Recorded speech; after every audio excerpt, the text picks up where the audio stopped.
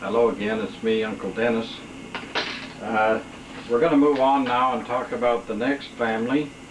This is Thomas Bingham Jr. and his wife, Margaret Louesa Gefroerer.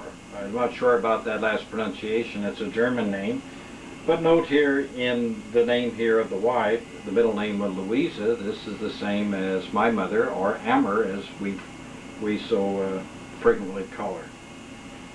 Thomas Bingham comes from a family who had been in America a long time.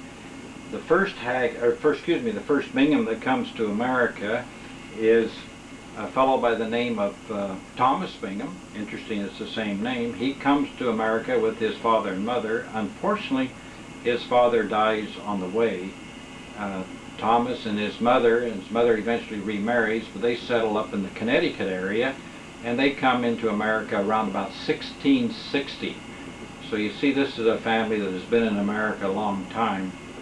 As the churches first organized in the 1830s, they sent missionaries up into the New England area, and Erastus Bingham, this is a book about the descendants of Erastus Bingham and Lucinda Gates. Erastus Bingham and his wife were living up there, and they joined the church in about 1833, and they then come west to Kirkland, but instead of stopping to live in Kirkland, they continue on to live over in Missouri. And they arrive over in Missouri in 1838, and they go directly to far west Missouri.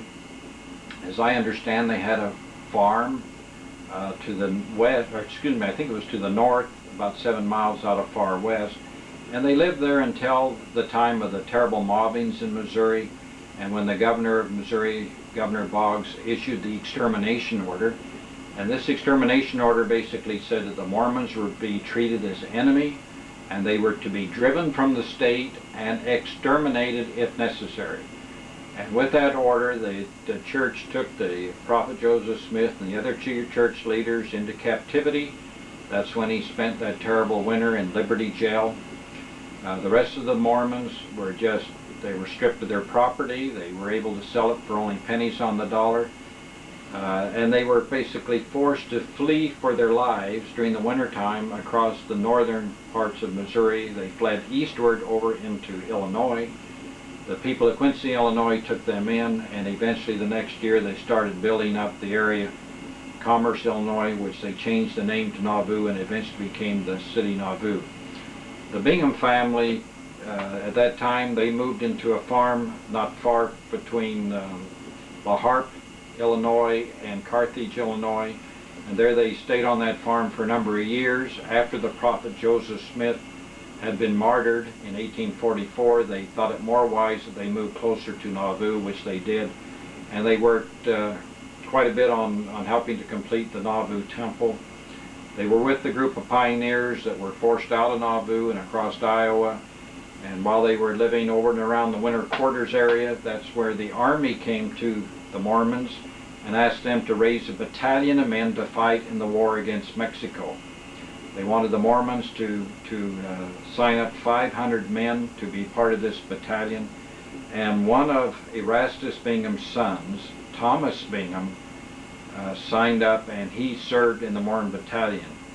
Now, the Mormon battalion, if you stop to think about it, Iowa right here at Nebraska is where, at western Iowa, eastern Nebraska, the Omaha area, that's where they were signed up. They marched down the Missouri River until they got down to St. Joseph, Missouri. Then they continued on down and in kind of to the west of Kansas City, there's Leavenworth, Kansas, and that is where they actually become outfitted as soldiers.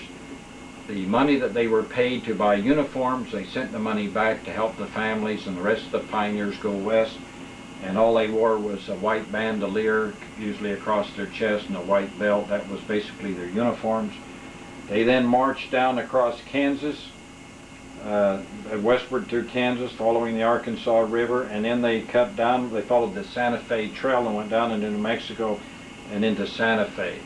Now, some of these men were suffering from what's called ague, and that is actually malaria. And it's a terrible fever that robs the body of its strength. And Thomas Bingham was one of those who were very sick. When they got down to in the vicinity of around Santa Fe, New Mexico, the Army allowed a contingency of the sick to be sent up to Pueblo, Colorado, and our ancestor, great-great-grandfather, Thomas Bingham, went north up to Pueblo, Colorado. Then they joined with the pioneers as the pioneers came west in 1847, up in probably the Wyoming area, and then came on west to the valley. Erastus Bingham led one of the wagon trains westward. He was later a bishop in the church, a very prominent member in the early history of the church. He settled in around the Ogden area. Two of his sons went down into the kind of the southwest part, away from the Salt Lake Valley in the Ophir Mountains, and there, while driving cattle in those canyons, they realized that there was ore there, and that eventually was developed into what we know today as the Bingham Copper Mine, and it's named after our ancestors, the Binghams. So that's also one of the stops on the itinerary for this trip, is the Bingham Copper Mine, so it plays a part in the Utah history. After leaving the Bingham Copper Mine, then you'll continue on down to Cedar Fort, where the Hackings first came. So anyway, that gives you an idea about